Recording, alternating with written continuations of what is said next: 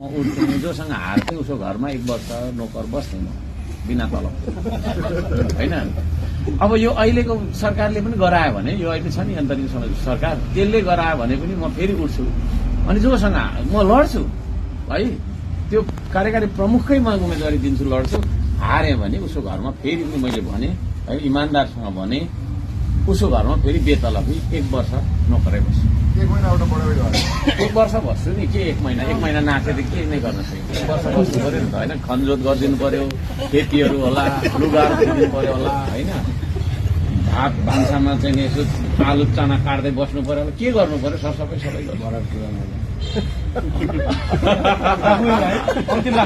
अन्तिम जीवन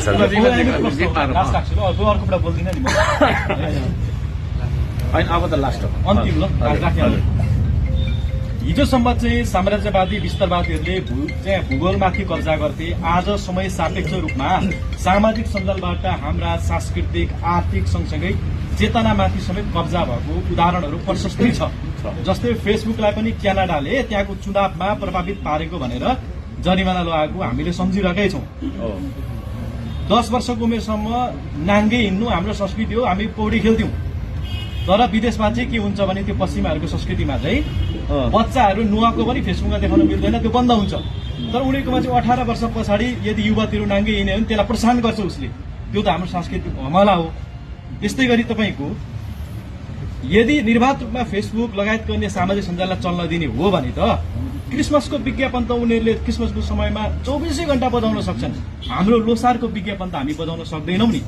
अनि यो पुँजीवादको उपजको रूपमा रहेको विश्व बजारलाई एकाधिकार गर्न खोज्ने यो फेसबुकलाई चाहिँ अथवा सामाजिक सञ्जाललाई निर्वाध रूपमा चल्न दिनु भनेको हाम्रो राष्ट्रिय सुरक्षामाथि, हाम्रो सामाजिक तथा सांस्कृतिक हमला हो कि होइन, त्यो माथिको सुरक्षा हो कि होइन। अनि तपाईँ जस्तो र श्रम संस्कृति पार्टी जस्तो राष्ट्रिय स्वाभिमान र आत्मसम्मानको कुरा गर्नेले यो बुदा राख्नु ठिक थियो कि थिएन भन्ने प्रश्न चाहिँ सोधिदिएँ मैले। ल अत्यन्तै राम्रो, तपाईँलाई मैले अत्यन्तै राम्रो फेरि उत्तर दिएँ। जस्तो प्रश्न उस्तै उत्तर दिने बानी छ है। हामी यो फेसबुक जस्तो एप्लिकेसन आफै बनाउँछौँ, कुरा बुझ्नुभयो नि। विदेशी प्रविधिहरू नै चलाइराख्नुपर्छ सधैँभरि, उतैको तपाईँको चाहिँ नि होइन धुवारो गर्नुपर्छ भन्ने कुराहरू सबै हामी ड्रास्टिकली चेन्ज गर्छौँ। शिक्षामै मैले भने नि हाम्रो आफ्नो मौलिक तरिकाले सुरु गर्छ। सर्भर त हामी किनेर चलाउँछौँ। सुन्नु न, त्यो सबै कुराको विकास हामी गर्न सक्छौँ, गर्नुपर्छ। यो देशमा पनि इन्जिनियर्सहरू छन् होइन। माइक्रोसफ्टमै काम गर्ने इन्जिनियरहरू नेपालबाट गइरहेछ होइन। त्यस्तो मान्छेले यहाँ किन नल्याउने, देशको माया देखाएर हो कि न भन्नु न। त्यो तपाईँको छैन माइक्रोसफ्टमा, त्यो तपाईँको छैन यो फेसबुकको त्यो विभिन्न ठाउँहरूमा त्यहाँ हाम्रा इन्जिनियर्सहरू छन् कि छैन होइन। हामी आफ्नै बनाउँ न एप्लिकेसन्स होइन। फेसबुक भन्ने ठाउँमा होइन अर्कै कुरा भनौँ होइन। के भन्नु त्यो चाहिँ तपाईँले भन्नु होला। त्यसले गर्दाखेरि त्यो डेटाबेस हाम्रो आफ्नो हुनु पर्यो होइन। त्यो डेटाबेस हाम्रो आफ्नो हुनु पर्यो। इन्जिनियर मैले त्यही भनेर भनेको क्या, त्यता लाग्नु पर्यो। खालि किताब पढ्दा यत्रो ठेली गएको छ, प्रयोग छैन होइन।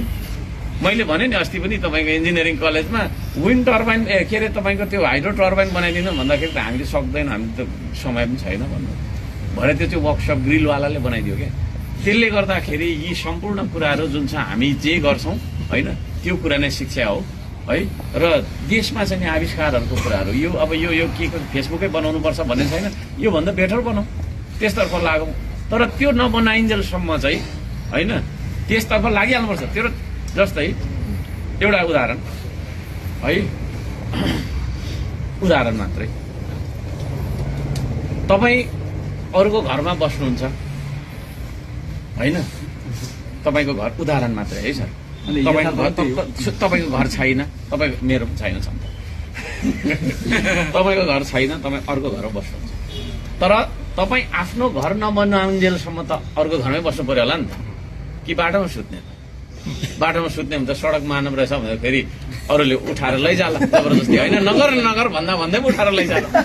त्यसले गर्दाखेरि हामीले आफ्नो नबनाइन्जेलसम्म, अस्ति रोक्दाखेरि के भयो भन्दा यो जेनजीको आन्दोलन भनेको वास्तवमा त्यसकै विस्फोटनको धेरै कारणहरू थिए, तर सलेटो त्यो भइदियो कि इग्निसन पोइन्ट त्यो भयो। त्यसले गर्दाखेरि जनताको बोल्न पाउने अधिकार, रमाउन पाउने अधिकार, होइन, आफ्नो कुरा लेख्न पाउने अधिकार, अरूको सुन्न पाउने अधिकार, यी कुरामा तपाईँको छैन अहिले जुन खालको छैन यो एप्लिकेसन्सहरूले एउटा क्रान्ति ल्याइदिएको छ विश्वभर, होइन, ठिक तपाईँको चाहिँ एप्लिकेसन्सलाई हामीले प्रयोग गर्नुपर्छ हाम्रो आफ्नो नबनाउन्जेलसम्म, तर हामी बनाइसकेपछि त्यसलाई प्रतिस्थापन गर्नेछौँ। ल यति भने नमस्कार छ सबैको, जय होस् है, जय होस्। Thank you.